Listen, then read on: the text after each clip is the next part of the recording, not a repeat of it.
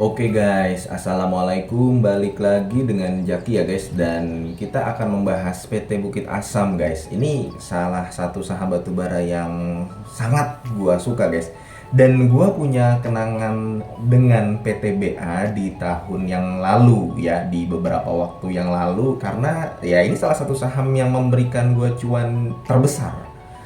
Nah, tadi gue bilang kenangan. Ya, kenangan itu masa lalu yang artinya di tahun 2023 ini gue sudah tidak banyak di PTBA dan melihat laporan keuangannya PTBA sebenarnya kinerjanya itu sudah berseliweran dari sekitar hari Kamis dan hari Jumat ya guys, tapi gue masih coba menunggu laporan keuangannya. Gua cek di webnya belum ada, ternyata baru ada di webnya IDX itu kemarin malam jam 11 ya, di tanggal 4 Maret jam 11. Nah, gua sebenarnya cukup kecewa dengan PTBA. Kecewanya kenapa guys? Kita sih mengetahui ya kinerja PTBA sepanjang tahun 2022 itu bagus, tapi gue kecewanya dengan EPS di kuartal keempat. Gue mengetahui bahwa ITMG, United Tractors, Adaro ya. Tapi yang sudah benar-benar rilis LK itu adalah United Tractors yang pertama, dan gue melihat bahwa wah ini sudah menurun nih IPS kuartal 4 2022, yang artinya perusahaan batubara yang lain IPS kuartal 4-nya berpotensi turun juga, dan itu terjadi di ITMG dan seharusnya ya di Adaro juga ya. Gua memang lapor di RTI memang belum ada IPS-nya, tapi gua hitung di laporan keuangan Adaro itu gua melihatnya turun. Ya mudah-mudahan gua nggak salah hitung ya. Dan ekspektasi gue mengenai PTBA juga turun, tapi gue tidak menyangka turunnya sedalam ini. Yang tadinya 300-an itu menjadi 223-an, jadi turunnya cukup dalam guys.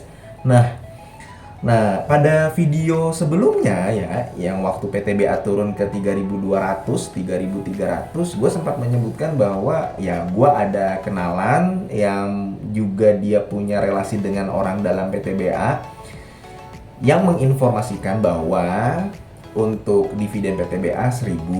Informasinya seperti itu, tapi terus terang itu jangan langsung dipercaya. Gue pun nggak begitu serta-merta percaya. Tapi dengan KPS kuartal 4 yang 220-an ini ya, gue jadi ekspektasinya nggak terlalu tinggi gitu. Nah, kenapa EPS di kuartal 4 itu turun jauh? Sebenarnya simple guys, karena gini, lu lihat dari data ini ya, porsi ekspor dari PT Bukit Asam di kuartal 4 terutama ke India, kemudian ke Korea itu sudah menurun, terutama ke India karena India merupakan pembeli terbesar ya, negara pembeli batu bara PT Bukit Asam terbesar. Di samping Korea, Tiongkok, memang yang paling tinggi itu India. Selain itu India juga dia beli dari Rusia, dia beli juga dari China dan sebagainya. Tapi kalau misalkan dia menjual ke Indonesia, PTBA tidak bisa. Dia menjual ke PLTU nih. Dia nggak bisa menjual dengan harga batu bara 300 US dollar per ton, 250 US dollar per ton atau 400. Nggak bisa. Sudah ditetapkan bahwa untuk DMO ya batu baranya ya paling hanya dijual di angka 90 US dollar per ton. Makanya kenapa di kuartal 2 dan kuartal 3 laba PTBA melonjak tajam, karena memang permintaan dari India di kuartal 2 itu juga melonjak tajam. Kemudian di kuartal 3 juga, hanya saja di kuartal 4 permintaan dari India itu sudah menurun. Yang tadinya mendapatkan 7,8 triliun sudah turun menjadi 8,4 triliun. Jadi hanya bertambah sekitar 800-an miliar kan, 600 malah 600 miliar. Artinya permintaan dari India ini sudah turun, yang artinya supply and demand dari batu bara di global itu sudah mulai stabil, yang itu pula menyebabkan harga batu bara turun dan sudah berangsur turun. Jadi memang sudah beberapa kali gua katakan yang menyebabkan harga batu bara ini melonjak tiba-tiba langsung menuju ke 400 waktu itu ya karena salah satunya perang dari Rusia.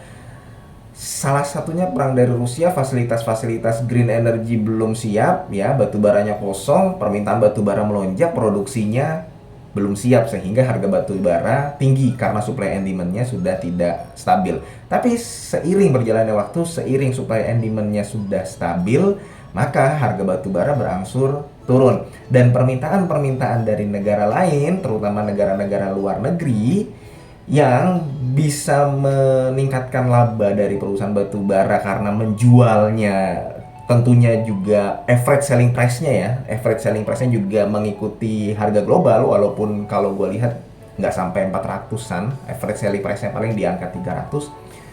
Ya, jadi turun juga gitu. Permintaan dari luar negeri tentang ekspor juga jadi menurun, sudah supply and demand-nya sudah stabil. Jadi gue nggak menyangka sebenarnya EPS di kuartal 4 PTBA itu adalah 200. Yang tadinya gue berharap total EPS secara tahun 2022 itu sekitar 1.200, ternyata ya di angka 1.000 begitu. Jadi selanjutnya bagaimana? Nah, gue berarti harus menurunkan ekspektasi gue ya, untuk apa ya? Untuk menjaga mental gue, kemudian untuk menstrategikan kembali ya. Apakah gue harus memang hold batu bara sampai menerima dividennya atau lepas nanti pada saat kumdet? Karena yang tadinya gue berharap dividennya adalah 1.000 per lembar, yang artinya kan kalau misalkan tadi EPS-nya 1.200 nih guys, harusnya ya ekspektasi gue ternyata 1.000, dan yang tadinya ekspektasi gue 1.000 ya gue turunin. Gue juga nggak berharap PTBA ini akan membagikan dividen per share 1.000.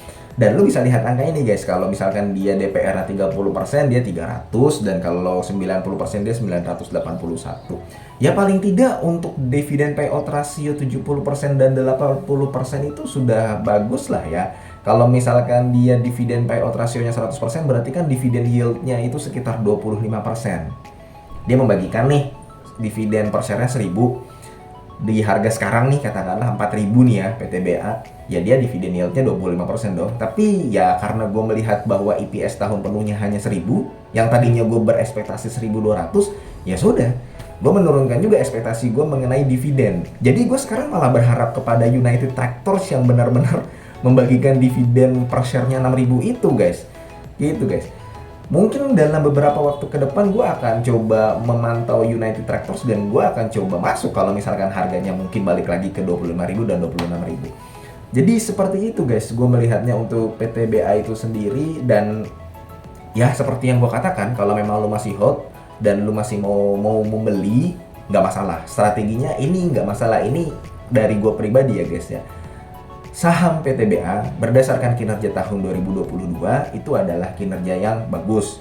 Harga wajarnya adalah di angka 7.800-an dengan kinerja yang seperti ini. Masalahnya adalah apakah memang terus PTBA akan berkinerja seperti ini? Belum tentu. Di kuartal 1 2023, apabila melihat data kuartal 4 2022 saja, gue sudah memproyeksikan bahwa gue merasa bahwa di kuartal 1 2023 ini juga EPS-nya akan turun atau paling tidak sama dengan kuartal 4 tahun 2022. Nah, berapa base buy-nya? Ya base buy-nya adalah di angka 3.900. Tapi sekali lagi guys, meskipun harga wajar dari PTBA apabila dilihat dari kinerja sekarang adalah 7.800, belum tentu harga sahamnya mencapai ke angka tersebut. Karena kenapa? Momentumnya sudah selesai, harga batubara sudah turun, sebentar lagi mendekati dividen, belum nanti sudah ketika mendekati kumdet ya, peraturan mengenai ARB sudah berubah, dan ya kita nggak bisa terlalu all out di PTBA itu sendiri. Kita tidak bisa tuh megang 50% saham PTBA, 60% saham PTBA. Bijaknya, baiknya tidak seperti itu. Seperti yang sama gue sampaikan di video Adaro, bahwa sebaiknya ya maksimal 30%, syukur-syukur di bawah 30%. Udah itu aja sih guys kalau gue sih melihatnya. Tapi apakah ini masih layak dikoleksi? Sangat layak, karena memang kinerjanya di tahun 2022 bagus. Dan seperti yang gue infokan, lu mau masuk ke saham mana di tahun 2023 ini, hampir semuanya lesu guys. Hampir semuanya lesu. Ya, jadi dividen yield yang cukup besar di atas 20%, di atas 15% itu menarik sebenarnya.